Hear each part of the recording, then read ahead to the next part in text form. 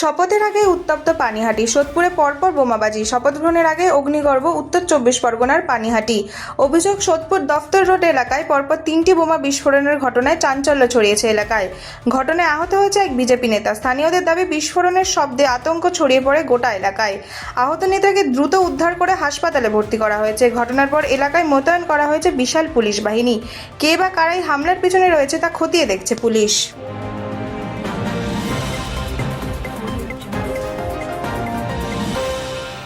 শুভেন্দুর পিএ খুনে নতুন মোড়, ভুয়ো নাম্বার প্লেট ঘিরে জোর তদন্ত। শুভেন্দু অধিকারীর পিএ খুনেরও তদন্তে উঠে এলো নতুন তথ্য।